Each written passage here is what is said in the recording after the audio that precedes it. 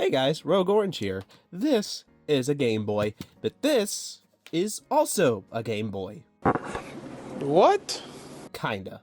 Today we are talking about the biggest Game Boy in my collection, and that would be the Intelligent Systems Color Game Boy emulator. Yes, in essence, this is just one giant Game Boy. So starting off, you're going to notice that it's a big gray box. On the top, it says ISCGB emulator, which is obviously the name of the device. You have this little cartridge graphic for the cartridge slot that is right here, which says CGB and AGB cartridge, which we'll find out what that means in a second. And then you have the Intelligent Systems logo, made in Japan. And of course on the front you're going to see again the CGB AGB cartridge slot, which was meant for more debugging rather than actually playing the game. On the front here you have this CGB AGB cartridge slot. You have this IDE cable. You also have this cable, and right here it says cartridge probe. You'll find out how this all correlates in a second. And over here you have two lights, a system, you have a system light and you have a power light. The sides are relatively uninteresting. You have vents on both sides. Moving to the back of the device, we have a warning or some kind of cautionary message in Japanese. I don't know quite what that says. You have two SCSI bus cables to connect to a workstation computer or other devices. You also have SCSI ID dip switches, which I'm not messing with those, but the 2 and 3 switches are down. Then you have a DC 10 volt 850 milliamp power port, which we do have that, so we'll be able to at least turn this on. Then you have this epic power switch.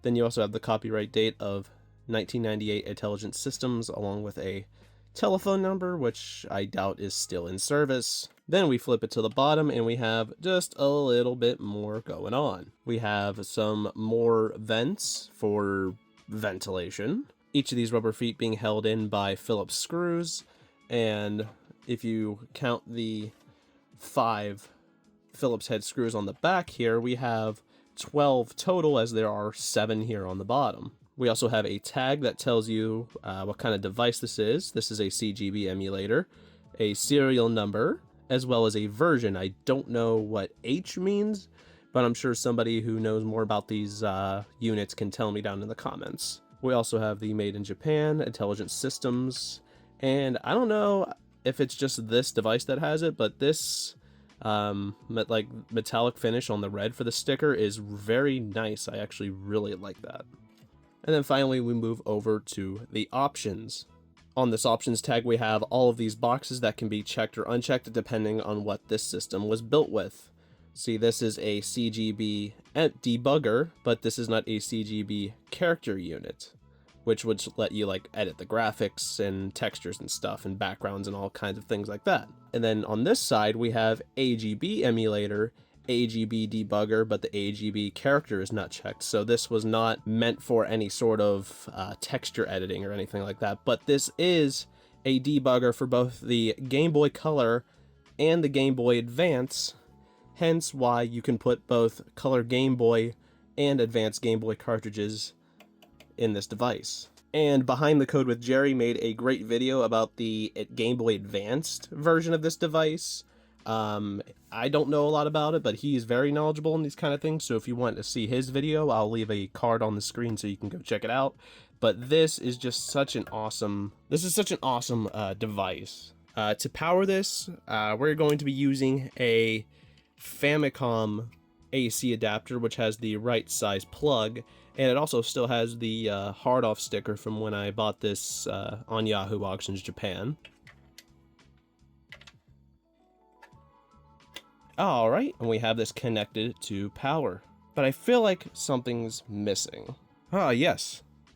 The debugger Game Boy Advance. And if you've watched any of my short form content on either YouTube or on TikTok, you'll know that I showed off a white version of a debugger Game Boy Advance That one looks a little bit more aesthetically pleasing. It has the battery cover, it has the identifying stickers, it even comes with the box and the manual and everything. But I'm going to use the one that came specifically with this unit, so we'll be using this Glacier Blue, which is very, very clean. It just doesn't have the identifying sticker, and it doesn't have the battery cover, but it does have the hardwired power cable connector. That's pretty cool, so let's get this hooked up. This also being shown with the white debugger Game Boy Advance. This is the DMG cartridge probe. This is what's going to connect this Game Boy to the emulator, and I'm going to show you how it's done.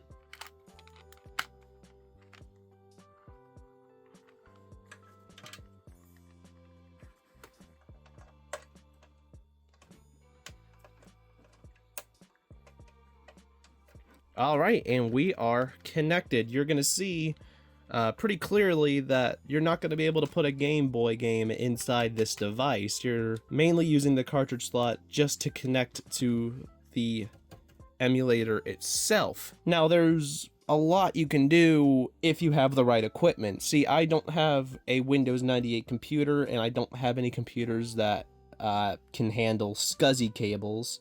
So there's without the proper software and without the proper hardware, there's not a lot I can really do with this thing, but I can at least show you that it turns on. All right, we're gonna make sure the power switch is turned on, and we are going to flip the switch back here. We get a green light. This should work, I hope. I hope. We might have to do this the old-fashioned way. Give me 1 second here. Alright.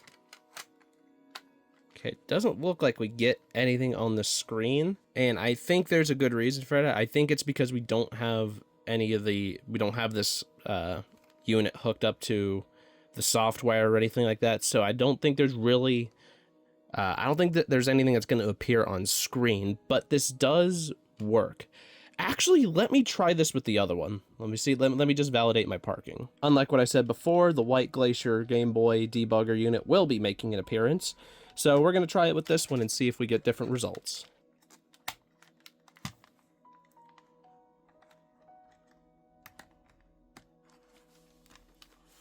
There we go. Now we can try this. Okay, so we do get a green light, but same thing here. Now, I'm guessing it's because I don't have the emulator hooked up to a computer with the proper software, but I think when I turn it on and I get this green light without a screen, I think that's as far as I can really go with this thing. I've been meaning to get a computer to go with this for a long time, but it's really difficult to source a good one. And not only that, but I've been thinking about trying to use a virtual machine, like an Oracle Box VirtualBox, Windows 98 virtual machine to do this. But I've also heard that trying to do that method on other dev kits and stuff is very unreliable and very unlikely to even work. So, unfortunately, the review of the hardware is gonna have to stop right here for now. Maybe down the line I make another video where I actually, get this thing up and running, but for now it's just a cool piece of hardware that I get to show you guys because I just think it's awesome. And that's gonna do it for this video on the Intelligent Systems Color Game Boy emulator. If you guys enjoyed this video, be sure to leave a like, subscribe, and hit the bell so that way you don't miss an upload. Check out my channel page to catch up on any updates or behind the scenes stuff. A shout out to Poggers, an affiliate of my channel. Be sure to use my link in the description or use my code ORANGE to save 10% on your order. All of my social links are also down in the description. Anyways, my name's Rogue Orange, and I'll catch you next time. Peace.